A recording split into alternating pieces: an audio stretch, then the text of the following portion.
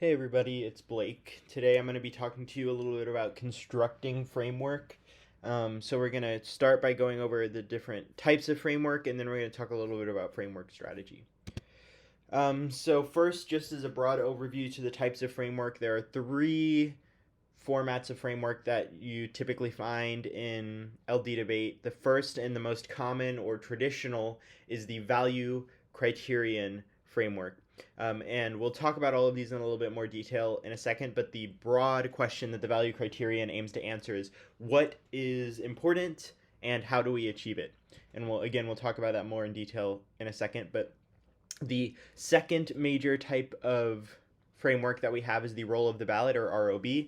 And this is very common for Ks. If you check out the intro to K videos, there's a little bit of a discussion of this type of framework as well. And it answers the question, what kind of impact can the debate ballot have? And then the last and the least common, and continually becoming less common in my estimation, is the role of the judge, or the ROJ, which asks the question, what perspective should the judge take when evaluating the round? We're going to talk very little about the role of the judge in this video. If I had to guess, it's on its way out. I don't think it's going to be a very common framework in future years. So I don't want to waste your time learning it when it's not going to come into play. But the role of the ballot and the role of the judge do share the fact that they are both meta arguments.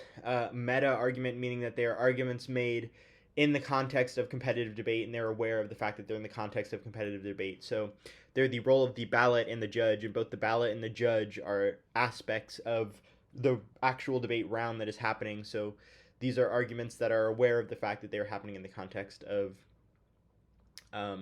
competitive debate. And again, I talk a little bit more about meta arguments in the intro to K videos when I talk about the role of the ballot. So let's talk about the value and criterion structure of framework and how it normally looks. So normally we have two statements. The first is my value is blank, and the second is my criterion is blank. You also might hear the word criterion substituted for the word standard. They're synonyms, they mean the same thing.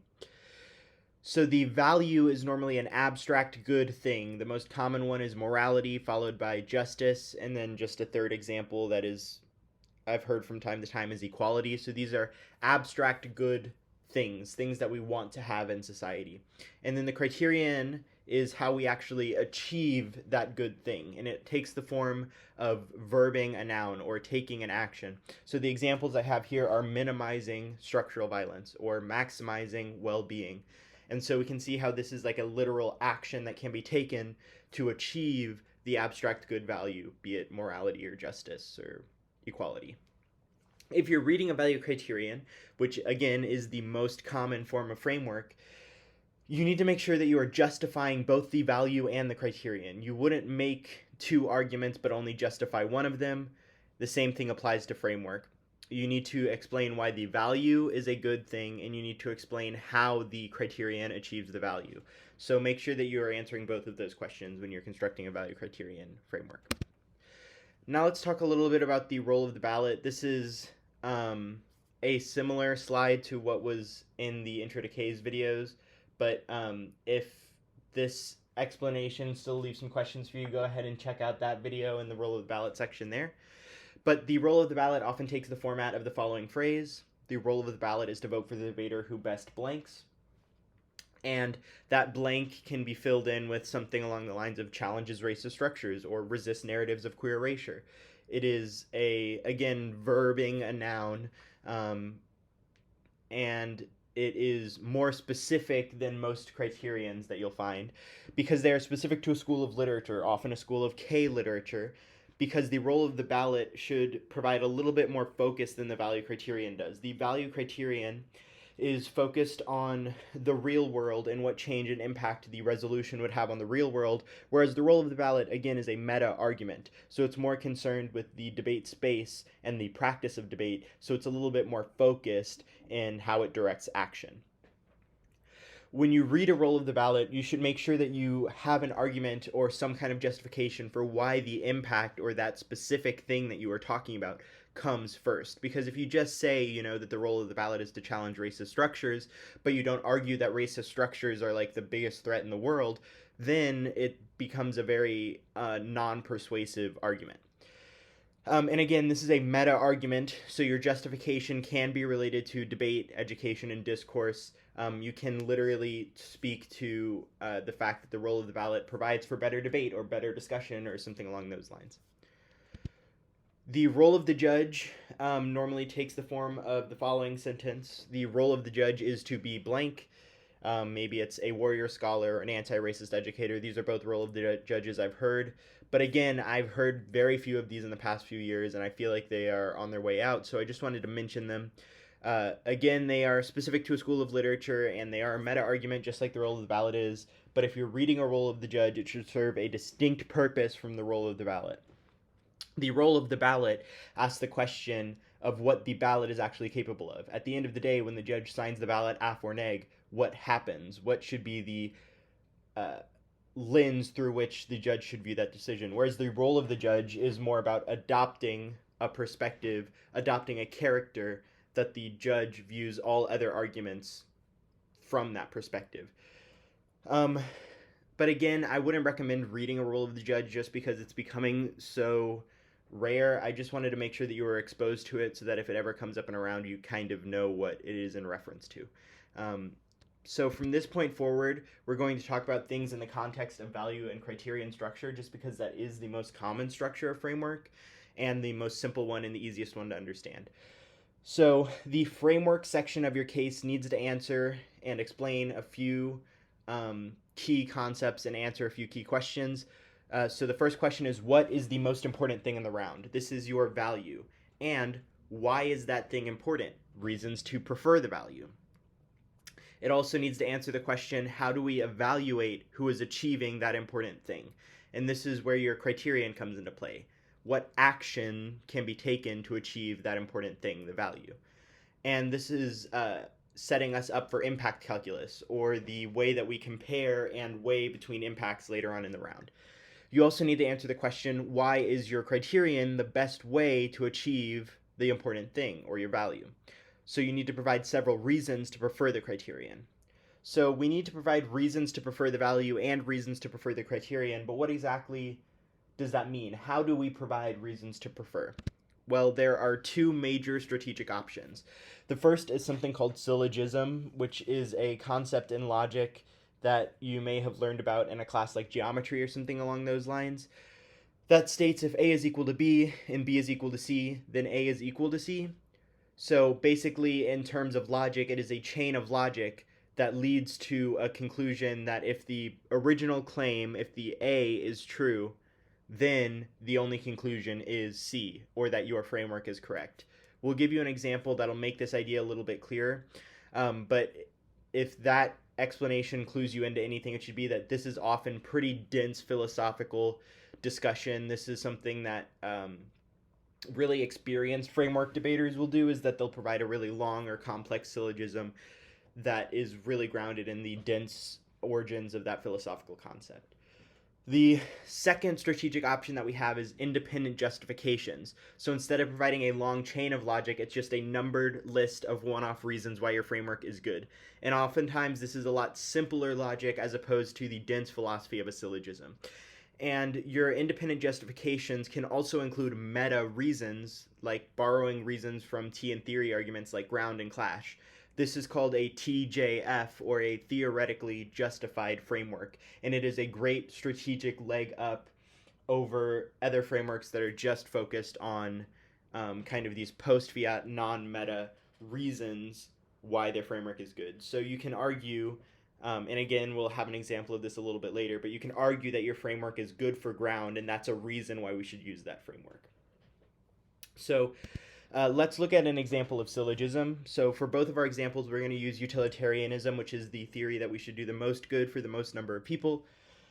And so if the original claim is that morality has to be objective, to be ethically coherent, that is a simple, straightforward claim, according to philosophers.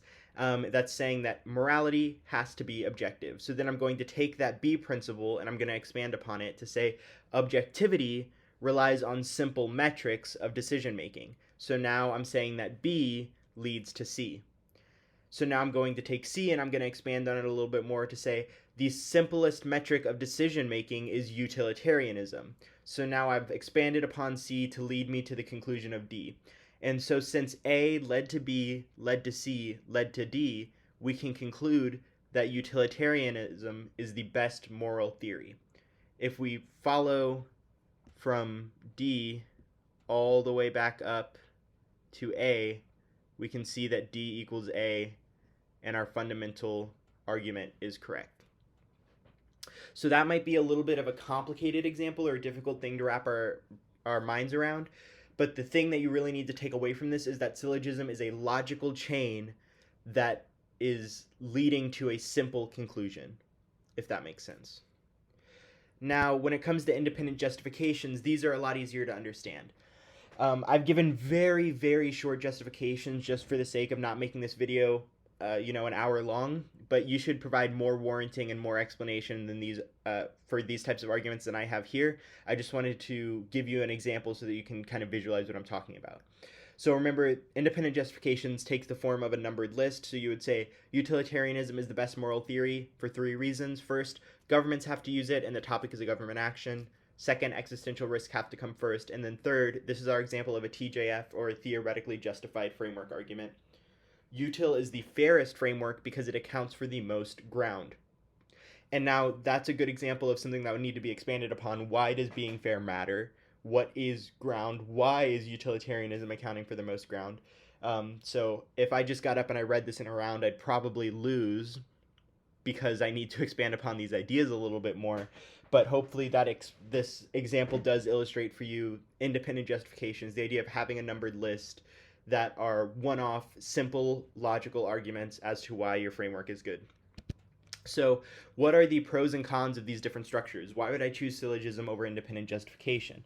Well, the interesting thing is that they actually correspond quite nicely, that the pros of one are the cons for the other and vice versa.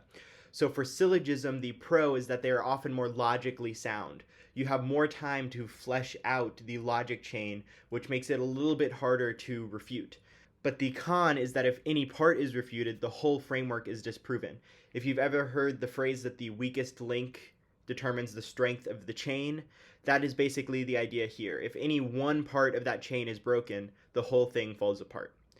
Where, on the other hand, the pro of an independent justification is that if you lose 1 or 2 of the numbered items on your list, it's not that big of a deal. In order for somebody to disprove your framework, they have to answer every single one of your independent justifications. But the con is that they are less logically sound. They are often a little bit more rushed and not as based in philosophy as something like a syllogism. So what do we conclude? That the most effective frameworks are a hybrid of both strategies. They normally open with a long, more complex syllogism, and then they have their statement, like my criterion therefore is maximizing expected well-being, and then you say prefer and give a number of independent justifications. So a combination or a hybrid of syllogisms and independent justifications is the best way to structure our framework. Some final thoughts. The framework content selection matters a whole lot. So make sure that you are picking a framework based on what your impacts are.